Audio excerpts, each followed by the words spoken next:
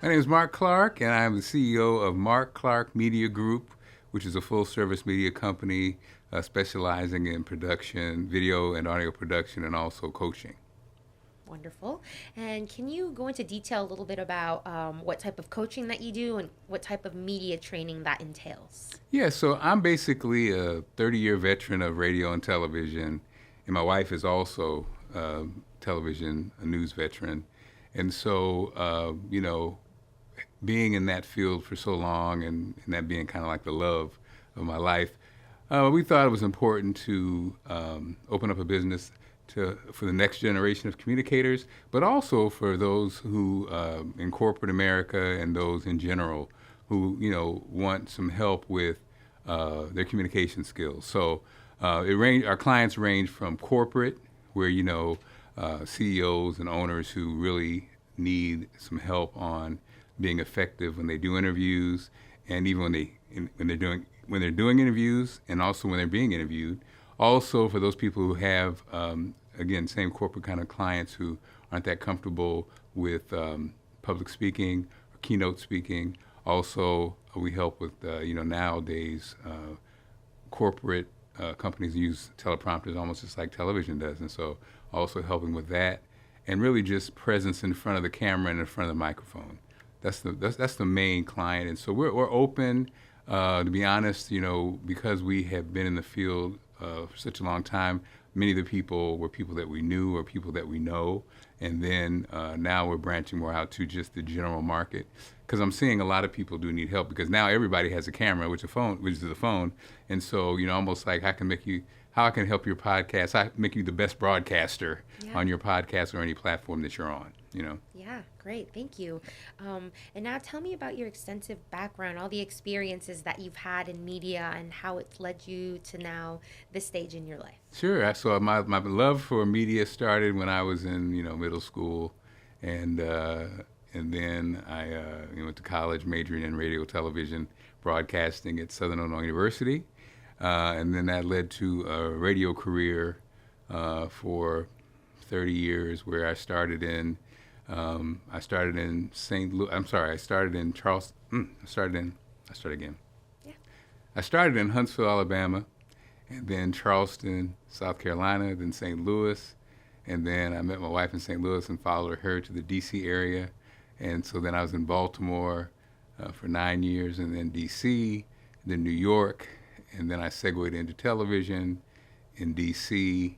and in Baltimore.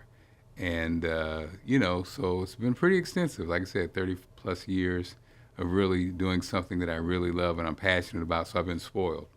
I've Yeah. been spoiled. So, Great. And now my next question is about marketing. I know that you have a podcast. If you want to talk to us about that and what it's about, Sure. and what other ways you market yourself online. Sure. The Allison and Marc podcast, Married in Media, which is me and my wife, who we've both been in the media for 25 years, and it really is just I find that people are just really curious about, and I've also been married for 25 years, so people are curious about the inner workings of just seeing two married people, the energy. I notice we get the most feedback and the most energy from sharing our personal stories, family stories, and things like that.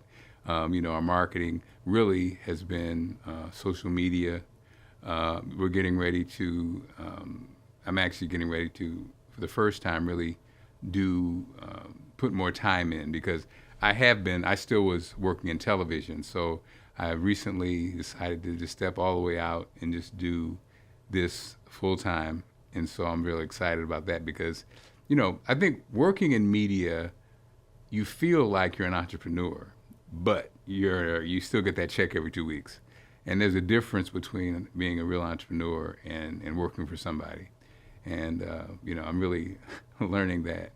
But I understand it, and I have so much respect for entrepreneurs who do this, day in and day out, because that's what it really is. Every day you wake up, you have to meet a challenge, So I'm curious to see Absolutely. how it feels. Yeah. But my wife is still working. Okay, yeah. So She's not a news anchor anymore. What yeah, does she she's like still to a do? news What's she anchor. doing? No, she's still a news anchor. She is? What Yeah, channel is she on? Where she's can we see her? she's at Channel 9 in Washington D.C. WUSA 9. Allison Seymour on the morning show, and so she's been in the market for 30 years. She was at Fox 5 for 20 years, and so now so Very cool. I'm stepping out, but I've got to. Your podcast, your own, Yeah. the way you want to do it, and just do what you like, right? Yeah. Cool. I love that. What are a couple of changes that you've noticed in the industry that have changed throughout the years in your career? I noticed, working in what's considered, I guess, large markets, there was a time, I sound like an old man, in my old days. No, but you're professional. Yeah, well, there was a time when, you had to really work your way through the market. You couldn't work in a Washington, D.C. You had to start off at a little bitty market and work yourself up. So I think a lot of the changes are, back then, the companies were like owned by private companies, mom and pops, and then the corporate when the corporate animal came in, it changed it a bit. So, like for instance, my experience with producers and directors, a lot of times it was their like second job, like Baltimore or D.C. It was like what that was unheard of when I was coming up. And also though, look at technology, where you could take a young person coming through the door in a major market, and to be honest, as an editor, they're probably better than the old school editors. I mean, they know how to use the new tools better. Let's put it that way. You know what I mean? Yeah. They basically were using the same thing that you use at network in their basement, and so they know a lot of tricks. All you have to do is look at Instagram and TikTok, and look at the regular people, and then look at traditional. And to be honest, I think the regular people are kind of kicking our butts. I mean, they're just more creative. The graphics and It's the just energy. how it's changed with our time, right? Like having more knowledge and resources with YouTube and being able to teach yourself, all of that. Yes. And back then they didn't have that advantage, so it's kind of like Yes. a give and take. It's a give and take, and I think that's why it is a need for our company, because it's like it used to be you had to get vetted to get on the platform. Now anybody can get on the platform, as you see, a lot of people who have millions of followers and make millions of dollars. But are they great interviewers? Not necessarily. Are they great speakers? Not necessarily. You know what I mean? They don't necessarily know the nuts and bolts of what it is to be a great communicator.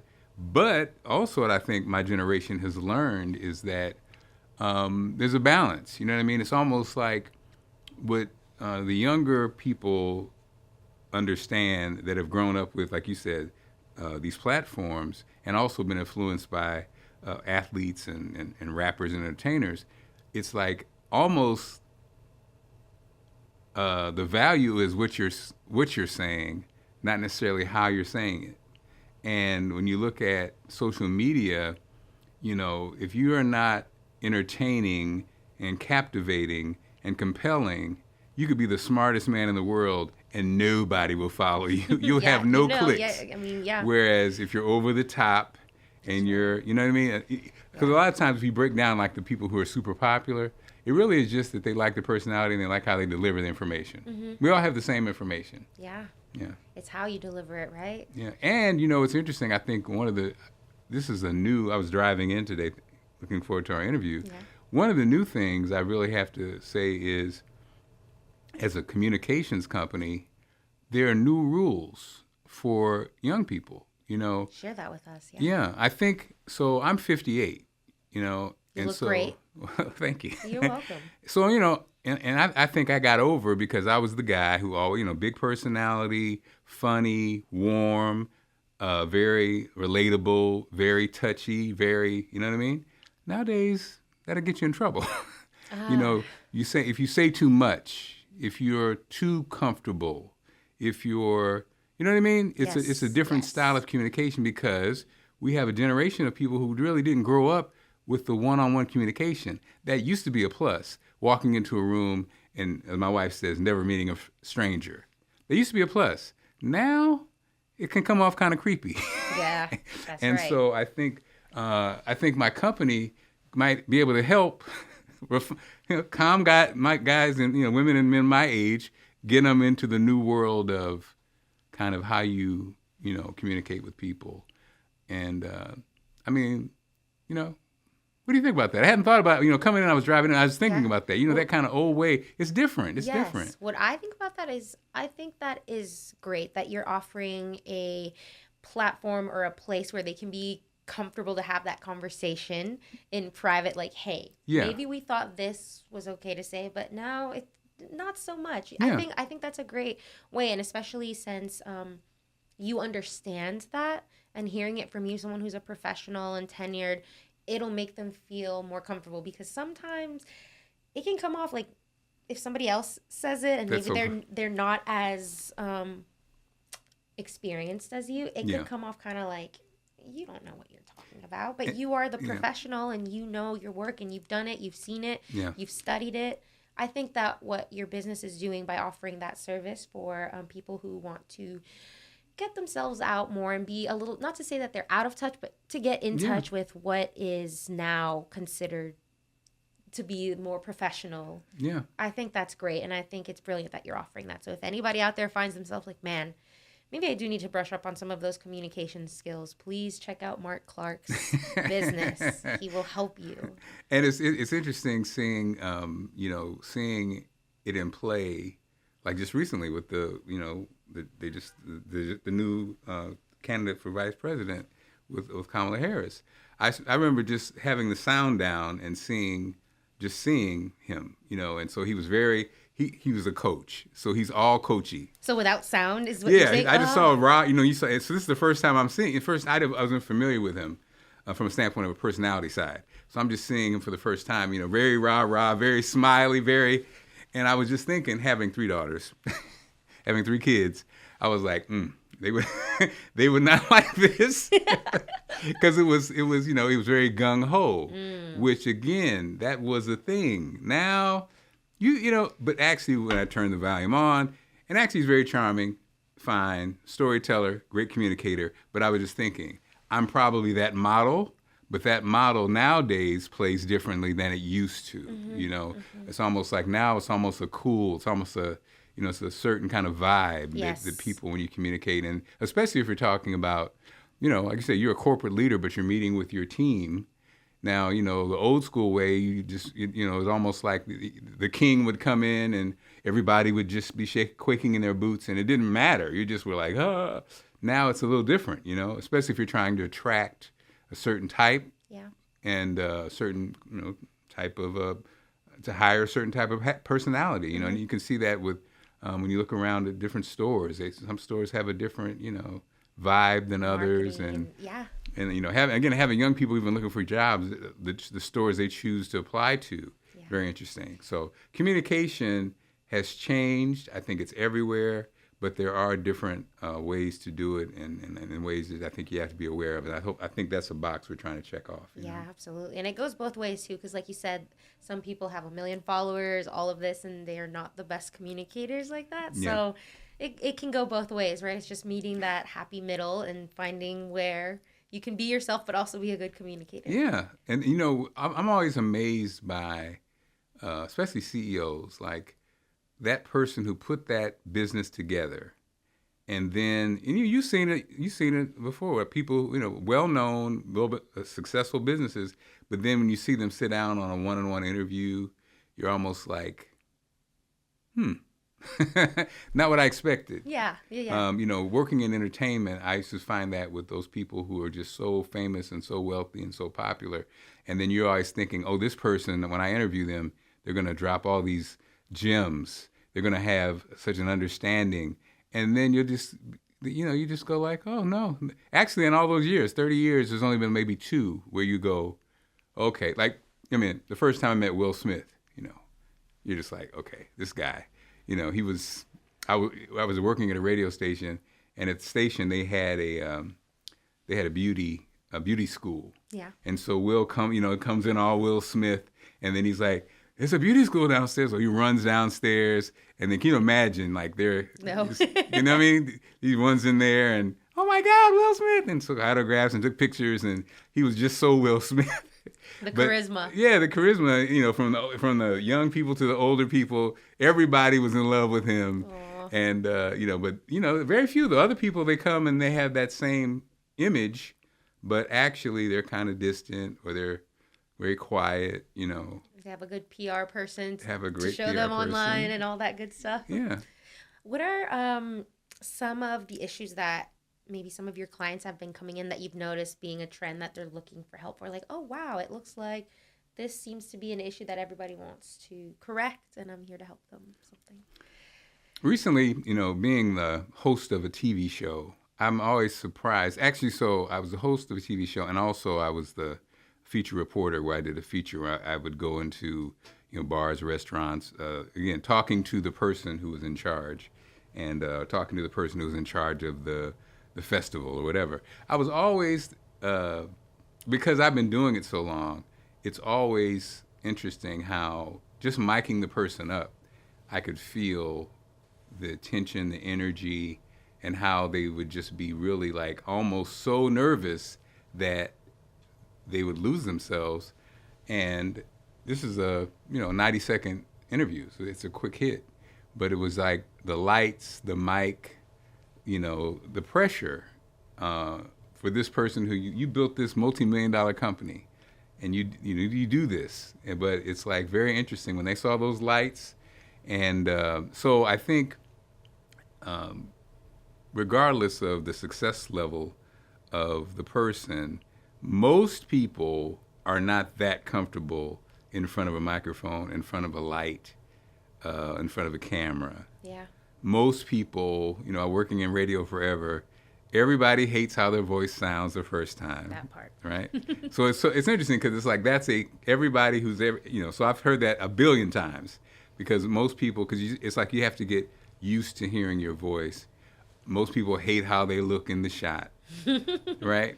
And so, you know, the main thing is having people take a deep breath and really, you know, I think that's the thing I do provide is the trusting voice. I'm kind of the personality that, because what I do is, you know, I usually just, I always say, like, look at it like I'm your uncle.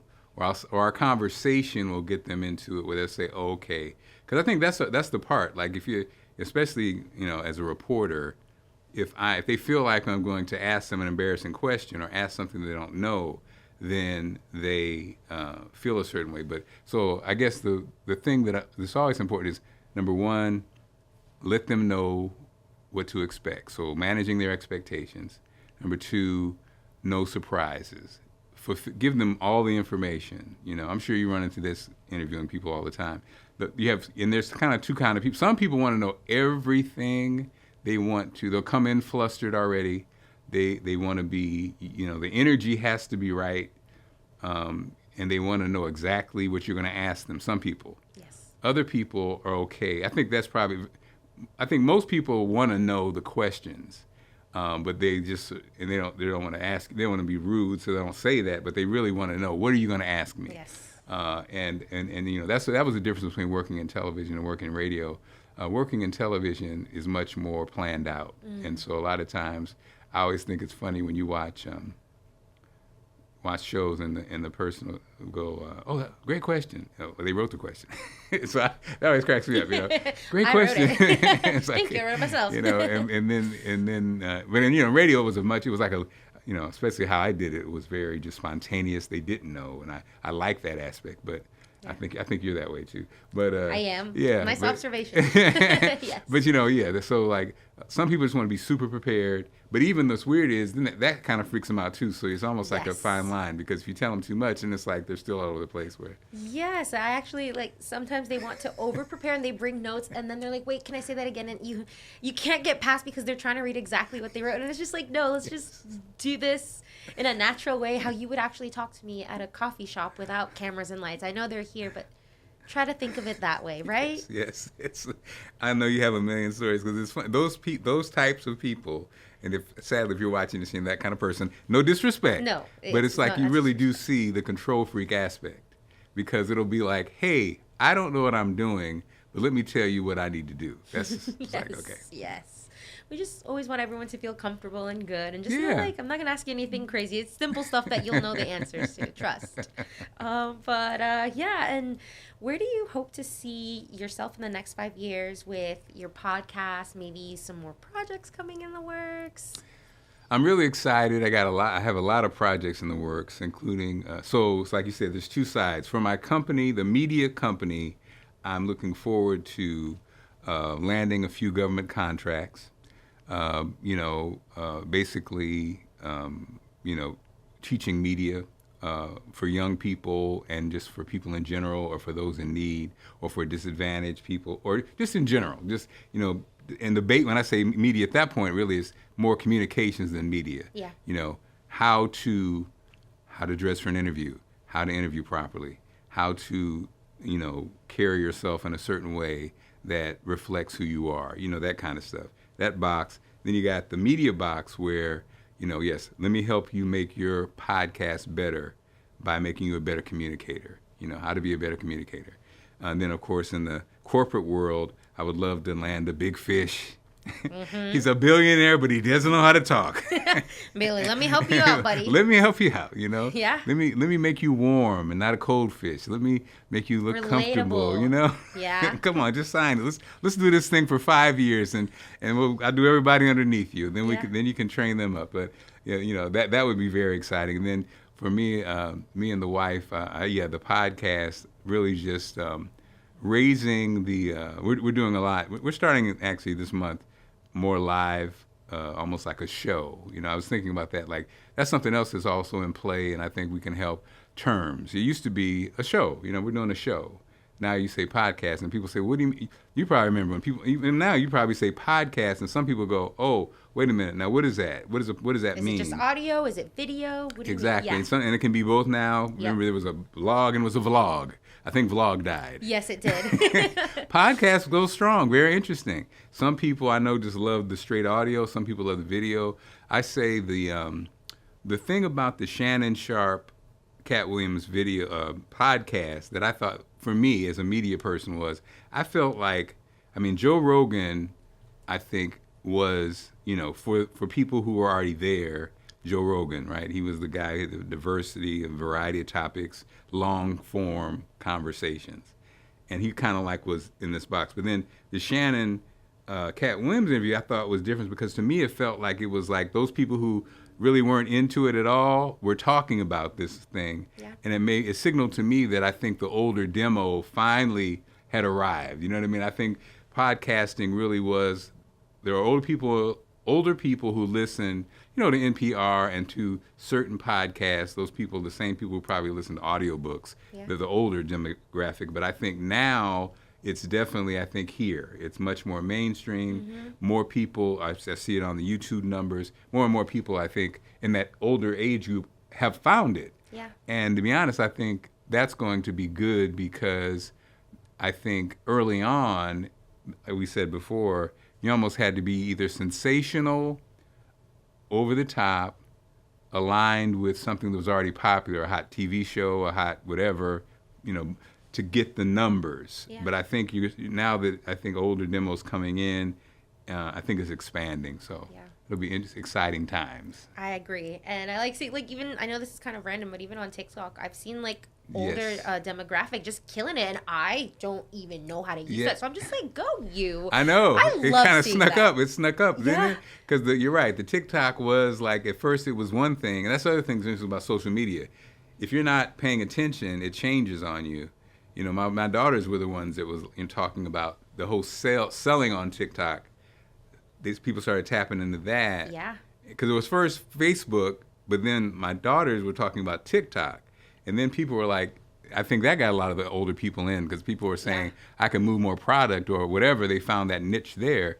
But again, everything kind of changes. I think most people, we thought that Facebook was just for old people, but it's almost just kind of like the standard bearer now, right? Mm-hmm. It's kind of like, it's still there. Yeah, it's still going. It hasn't shut down. It's still going. Still has a lot of people. In fact, I think numbers-wise, it's actually pretty crazy, but I think what it's the same as, but it's owned by, it's Facebook, Instagram, and right? Instagram, yeah. I think they bought each other's. Yeah. Facebook bought Instagram. Yeah. Zuckerberg.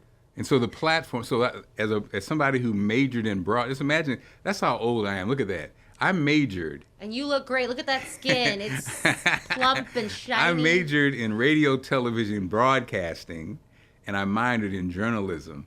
And so that's like, I don't think they even offer that. When you look at jobs and stuff now, it'll be like, it'll be like communication. It's not even that anymore. Radio, television, broadcasting. But now, and so like I said, back then it took so much to get on a platform. Now, you can just pull your phone out and you can have an instant, audience, instant production. You don't need anything. And to be honest, again, some of the apps, the visuals are just as compelling as when you have the really expensive stuff. Yeah. If you know how to use them. Yes, correct. Wow. But you still need to know how to talk. But the thing is, you don't necessarily have to know how to talk. That's the part that's scary, because if you have something people want, it really doesn't matter. And I won't say that. I'm going to have to. Yeah. You need to know how to speak correctly. Yes. And again, that was my generation. That was very important. It was like, you're not going to, they'd say, you're not going to be taken seriously if you don't know how to talk. Well, I don't know. I've seen some characters where I'm like, what? You got this many problems? Man, I'd get in trouble if I talked like that. Yeah. It's like, and I think, to be honest, a lot of professionals, if you notice, professionals, the numbers aren't that big, because I think that's what we're not used to. I say people who've worked in the media on the professional level, we're not used to being our own marketer, promoter. We're used to talking, but we're not used to necessarily going in depth on something other than a story. So, a lot of times it's one thing if I'm reading a news story, it's another thing if I'm telling you how to do something. Yeah. You kind of really got to know how to do it. So just thinking like the guy, And the other thing that's interesting is those people that have these skill sets. I mean, you do a podcast, you understand the value. That guy who's a plumber, that person who's an interior designer, I'm sure you've had these conversations too. They might be your friends. You're like, yo, you should do a podcast. Yes. You should do, and then they'll go, I don't really see. But then you're looking at like plumbers. My friend's a plumber. All the stuff, all the magic they do that are not, it's not directions. The directions say never light a flame around this, and then you get a plumber and they put that gook around and stuff and they light a match around it, and you're like, wait a minute, the instructions said it's dangerous. Nah, it's okay. I do it all the time. So that person could have 1 million followers because everybody wants to know how to do it that way. That way, yeah. Because their instructions never work anyway, So for those people who are watching that someone's told you need to do a podcast, please do a podcast. Right? It's always those that have like the most interesting stories, personalities. And to be honest, I felt a certain way one time because I thought about that. I was like, yeah, I know how to say it, but what do I know? What do I know? What can I tell you what to do? What skill can I give you? I don't know how to fix a car. I don't know how to do anything. I'm just a pretty face. Perfect. You're hired, sir.